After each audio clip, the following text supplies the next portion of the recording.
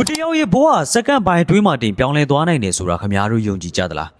ဘာအမားမှမလုပ်ခဲ့ပဲနဲ့တကဘာလုံးကအတိအမှန်မပြုတ်တော့တဲ့လူပိုတယောက်ဖြစ်သွားခဲ့ရတဲ့ဗေတာနာဘော့စကီရဲ့အကြောင်းကို recap အနေနဲ့တင်ဆက်ပေးမှာပဲဖြစ်ပါတယ်နယူးယောက်မြို့ရဲ့ JFK လေဆိပ်ကြီးအားဆိုရင်ခါတိုင်းလိုပဲလူတွေနဲ့ပြင်းနေလို့နေပါတယ်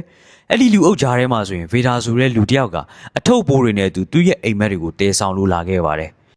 သူဟာသူ့ရဲ့မိခင်နိုင်ငံဖြစ်တဲ့ခရာကိုရှားနိုင်ငံကနေပြီးတော့အမေရိကန်နိုင်ငံထဲကိုရောက်ရှိဖို့အတွက်အားခဲထားတဲ့သူတယောက်ပါ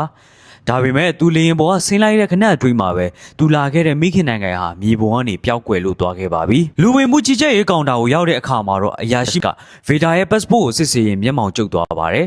သူ့ရဲ့ passport ဟာအသုံးဝင်တော့တဲ့အကြောင်းနဲ့ဗေတာကိုလုံခြုံရေးတွေကတီးတဲ့အခန်းထဲကိုခေါ်သွားပါတော့တယ်အဲ့ဒီမှာပဲလေဆိပ်အရာရှိချုပ် Frank Dixon နဲ့ဗေတာတို့တွေ့ဆုံကြပါတယ်ဗေတာလေရင်ပေါ်မှာရှိနေတဲ့အချိန်တွင်းမှာပဲသူ့ရဲ့နိုင်ငံဟာစစ်အာဏာသိမ်းမှုဖြစ်သွားတဲ့အတွက်ကြောင့်အစိုးရကပြုတ်ကျလို့သွားခဲ့ပါပြီဆိုလိုတာကဗေတာဟာအခုချိန်မှာနိုင်ငံမဲ့တယောက်ဖြစ်သွားခဲ့ချပါပြီအမေရိကန်နိုင်ငံတွေကိုလည်းဝင်ခွင့်မရှိတော့သလိုကိုယ့်ရဲ့မိခင်နိုင်ငံကိုလည်းပြန်လို့မရတော့တဲ့အခြေအနေပါအရာရှိဒီဇင်ကဗေတာကိုအင်္ဂလိပ်လိုအမျိုးမျိုးရှင်းပြပေးမယ်ဗေတာကတော့ဘာမှနားမလဲပဲငါဘယ်တော့အပြင်ထွက်ရမလဲဆိုတာကိုပဲတဖွတ်ဖွတ်မေးလို့နေပါတယ်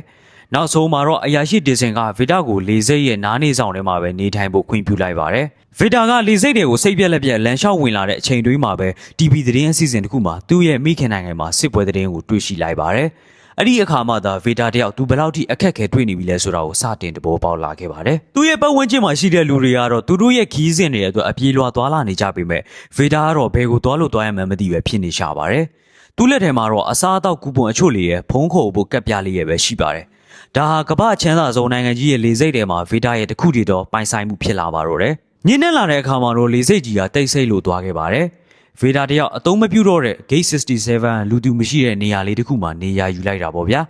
သူဟာအဲ့ဒီခုံတန်းလျားတွေကိုတစ်ခုနဲ့တစ်ခုဆက်ပြီးအိပ်ရာလုပ်ရပါတယ်ခေါင်းမရှိဆောင်မရှိပဲနဲ့သူ့နိုင်ငံကသတင်းတွေကို TV မှာကြည့်ရင်သူဘလောက်ကြာဒီမှာနေရမယ်ဆိုတာကိုဘယ်သူမှမသိနိုင်တော့ပါဘူးဗေတာဟာညဘက်လေဆိပ်တန်းစင်ခန်းထဲမှာမျက်နှာသိရင်မန်တွေကသူ့ကိုသူပြင်ကြည့်နေရှာပါတယ်မနေ့ကအထိသူဟာဂုံသိက္ခာရှိတဲ့လူတစ်ယောက်ပါအခုတော့သူဟာလေဆိပ်ရဲ့နေရန်ကြားမှာပျောက်ဆုံးနေတဲ့လူတစ်ယောက်ဖြစ်သွားရှာပါပြီနောက်တစ်နေ့မှာတော့ပထမဆုံးရင်ဆိုင်ရတဲ့ပြဿနာကတော့ဝမ်းစာရေးပါပဲဗေတာမှာပတ်စံတစ်ပြားမှမရှိပါဘူးဒါပေမဲ့ဒီနေ့မှာသူအကြံတစ်ခုရသွားပါတယ်လေဆိပ်ကခီးဆောင်သွင်းလဲတွေကိုဆက်တယ်ပြန်ထည့်ထားရင်ဒေါ်လာ25စင်ပြန်ထွက်လာတော့သူတွေ့သွားတာပေါ့ဗျာ